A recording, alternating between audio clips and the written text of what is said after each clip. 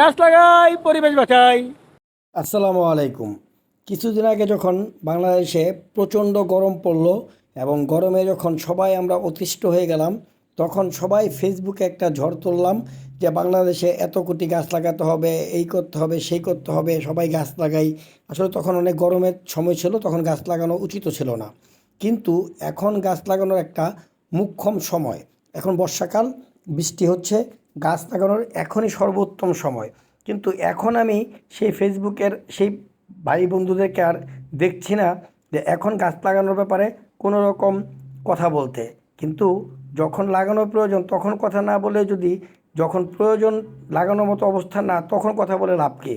এখন ভাবতেছেন যে ঠান্ডা পড়ে গেছে, এখন আর গাছ লাগিয়ে কী হবে, কিংবা গাছ লাগাবো, আমি লাগাবো না সে লাগাবে, এরকম চিন্তা করে যারা বসে আছি তাদেরকে বলবো, ভাই গরম কিন্তু আগামী বছরও পড়বে এবং দিনকে দিন বাড়বে। তখন আবার যদি ফেসবুকে লেখালেখি করেন এত কোটি গাছ লাগবে, অত কোটি গাছ লাগবে, এই গাছ লাগাতে হবে, ওই গাছ লাগাতে হবে, কিন্তু লাগাবেন না, তাহলে তো কোনো লাভ হবে না ভাই।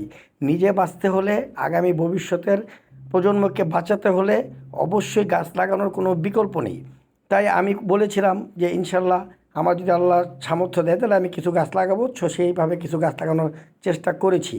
আর আপনারা যারা এখনও গাছ লাগাননি কিন্তু লাগানোর ইচ্ছা আছে তাদেরকে বলবো, এই যে ঈদে আপনারা বাড়ি যাচ্ছেন, যেহেতু শহর এলাকার ভিতরে গাছ লাগানোর জায়গা তেমন থাকে না, আমি যেমন রাস্তার ধারে লাগিয়েছি, তো আপনারা যেহেতু সবাই গ্রামে যারা যাচ্ছেন বিশেষ করে, তারা তাদের বাড়ির আঙিনায় পর্যাপ্ত জায়গা থাকে, সেই জায়গায় অন্তত পক্ষে কম করে হলেও ভাই 2টা করে গাছ লাগাবেন।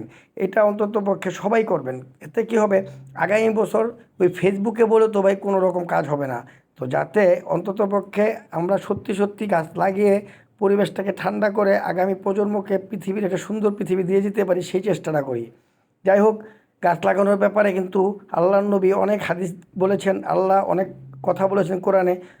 তো এত ব্যাখ্যায় যাচ্ছি না, সবার কাছে আবারও অনুরোধ করব, অবশ্যই আপনারা প্রত্যেকেই অন্তত 2টা গাছ লাগান। সবাই ভালো থাকবেন, সুস্থ থাকবেন, নিরাপদে থাকবেন, আর অবশ্যই আমার জন্য দোয়া করবেন। আসসালামু আলাইকুম ওয়া রাহমাতুল্লাহি ওয়া বারাকাতুহু।